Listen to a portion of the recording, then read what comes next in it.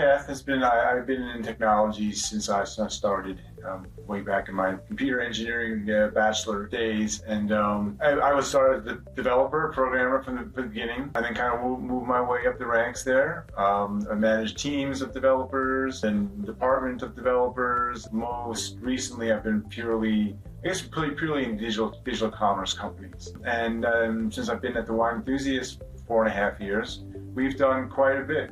I've been able to take the company from very little technology experience to a steady state environment where we have the right mix, I believe, of technologists that suit the business. Are a technology leader and you need to basically translate into layman's terms or explain to the business without getting into the technology side of things. I think the best way to do that is to be very knowledgeable about the business.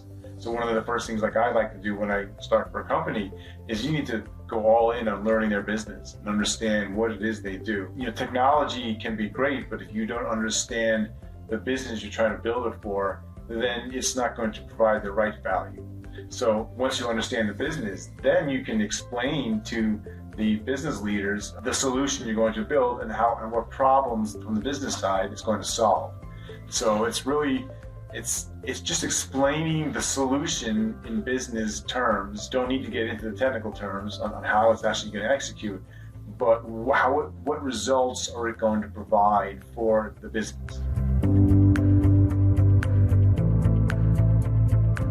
First joined, I think we had 2 people in the technology department. We had one NetSuite developer and we had one IT manager, and that was it. It was quite the challenge. We relied heavily on a third party, like on an SI. So we were doing a big ERP implementation at the time and putting too much responsibility on the SI, the software implementer.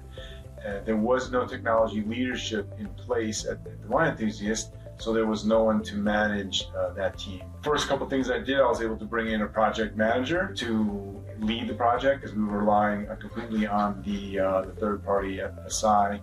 So we brought a project manager. Then I brought in some QA. We didn't have any QA, and that's when I re-engaged with Charles Hudson, was to bring in quality assurance. And then slowly, as the project was delivered, and over the last 4.5 years, we brought in the right people to make it successful. So I've grown the development team, the right number of developers, brought in another project manager, a business analyst, and we've grown the QA team. So now we're currently at 4 folks that are working for the Wine Enthusiast. And I think we are in a pretty good position right now where we've got the right assets in place, and we're right size for the amount of company development efforts that we have right now.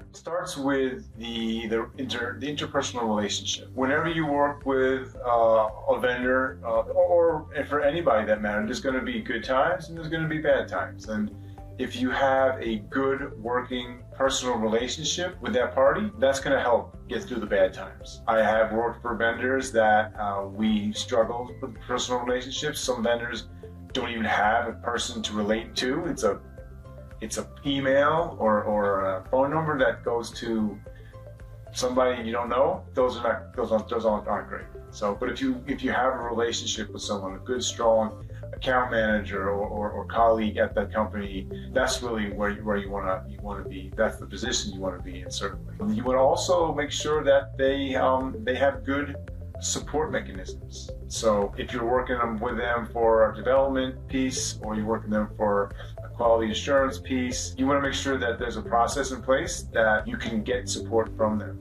When we are working with third parties on the development side and we're using their products, whether it be a module or an extension or something that we plugged into our system, and something goes wrong with that module, if you don't have a good way to resolve that, then that's going to be challenging. But you want to make sure there's a good, clearly documented, defined process on how to support that. So those are a couple of key areas there that you really want to have it in place. And then you also want to look at the history of the company and how have they fared? How have they been successful? How have they grown? How do they keep up with things? A lot of times, for example, when I use a security company to help me with my security, that's an area that I don't have in-house and probably won't at the size of the company I'm at now, because it's you need a good-sized team that can keep up with that. So using a security as an example, you want a company that's up to date with all that. When it comes down to quality assurance, you want to make sure that the teams there are up to date on all the best practices for testing and automating and what other value that company can add.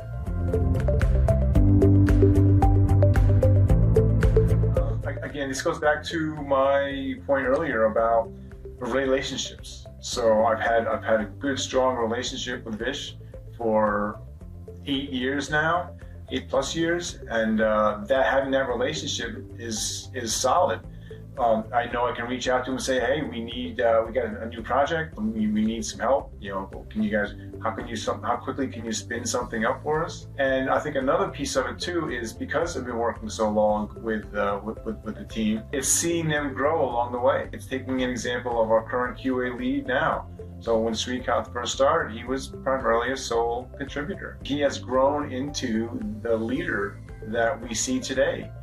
He's leading the team. He's making sure that all the quality assurance work is being done. So seeing him grow over the years, as a leader and a mentor, that's one of the most rewarding things you can see, because no longer are you doing the hands-on work and delivering like you may have early in your career. Now you are leading people and helping to grow their careers. So when you see them growing and taking on more responsibilities and being more responsible and succeeding in that role, well, that's great. A great feeling for the leaders.